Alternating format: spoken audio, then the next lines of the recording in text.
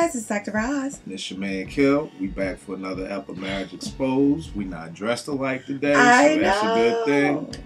I just knew I was gonna walk like in me. here and be like, if Kil is in some Kelly Green, like I'm about to check him for real. Nah. So glad you're not my twin today. Exactly. So we got some questions. Let's get it started off. Roz and Kil. I am a 32-year-old woman who's been married for 3.5 years. And for the bulk of my marriage, I feel I've been the one who always compromises my ideas and my dreams.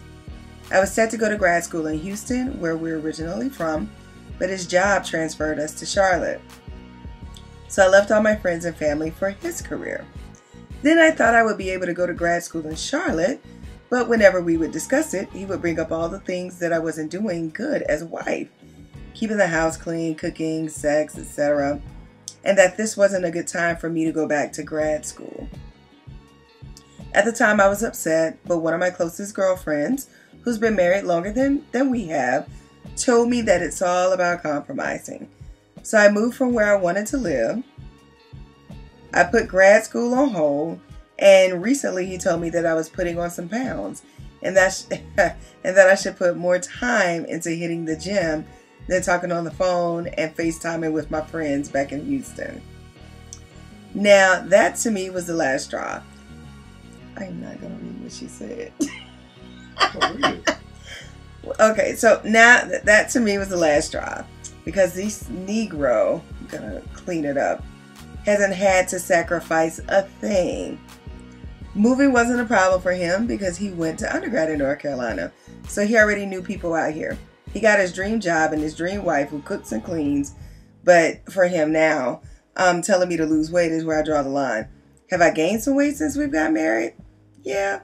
But I am far from obese, and he's put weight on too as well. But that doesn't bother me. So it pisses me off that my weight bothers him. So when does he start to sacrifice and make me happy? Wow. That's a lot going on. Well, there's a simple answer and there's a very elaborate answer. Okay. The simple answer is he starts sacrificing when you ask him to sacrifice. Oh, okay. I mean, I was about to say. I don't want to jump out there and just assume, but I mean, at the end of the day, has she asked him for anything? Because a lot of times I know people will just, you guys are just, y'all are the givers, y'all bring kids in the world, blah, blah, blah. So I think certain things come more natural to you all. It does. So sacrificing may just come natural to you. And what happens is, and we all know, we want our spouse to be like us. Yes. So it's like she wants him to sacrifice just because, but that's not how men or all men are built. And I don't necessarily, she never necessarily said what he needed to sacrifice on. I mean, maybe her thing was, you could have sacrificed your dream job for us to stay in Houston. Or maybe you could sacrifice, me not being a great wife around the house so that I could go to grad school and fulfill my dream. So I think that's what she's alluding to. But, again, she has to say, well, cool, I sacrificed, X, Y, and Z, so now it's time for you to sacrifice this. Or, I know it's kind of too late in the game, but just moving forward, it's a situation of where, okay, if we're moving for your job, these are some of the things that I want to do too. So if we are moving, then I want it to be a guarantee that I can go to grad school.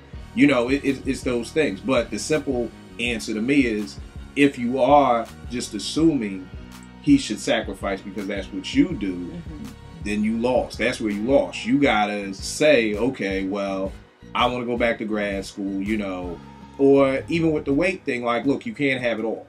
So which one is it? I can't do everything. I can't go to work, cook, clean, go to the gym and everything. So which one is more important to you? What do you want? Right. Yeah. What do you necessarily want? I think he's a bit selfish. Okay.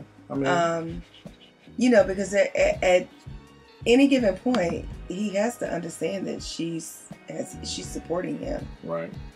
She's given up everything, and so if FaceTiming with her friends is, making her happy, then he need to be on board with that. I'm sorry. Yeah. No, I agree. Like, I mean, you know, all of my family's in Georgia, and I know, right? And all of my friends I don't have any friends. You know, my best friends, they're not here. So we're probably the last people in the world that BBM each other all day. But Frank understands that when I have moments, like if we're watching Scandal, like that's my time with my girls. Like, right. And we're going to be BBMing each other and carrying on and talking about it and being excited about it.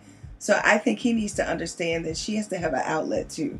Right. And it's very unfair of him to tell her, you know, leave your friends alone. I can actually relate to her. I really can, because I think you relate to every chick. I know, it's crazy, right? I'm just very empathic and angelic. I'm not even gonna play that game with you today. I'm not even gonna play.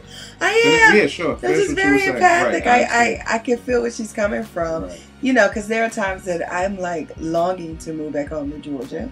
Or even to Nashville, you know, where my connections are. Right. Because my husband's connections are here.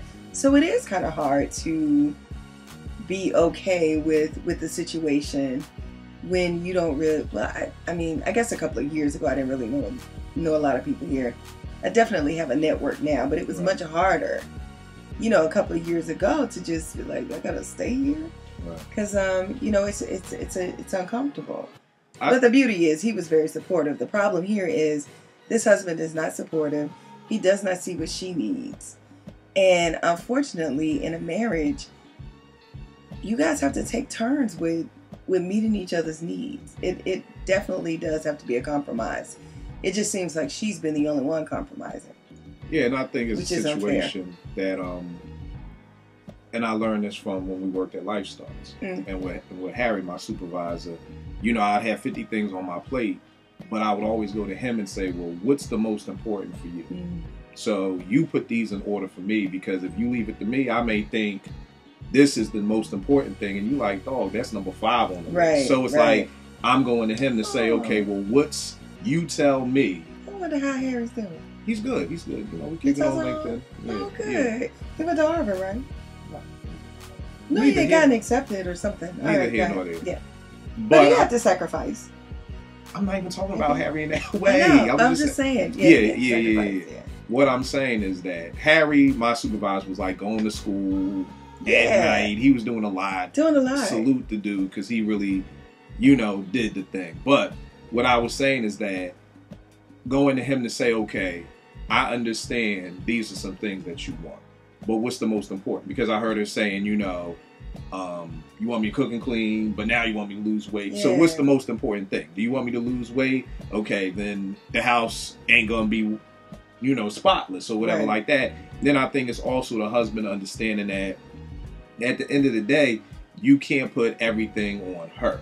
You know what I mean? Like, there has to be a thing where it's like, okay, I'm gonna help clean if you cook, or I'm gonna do this if you do that.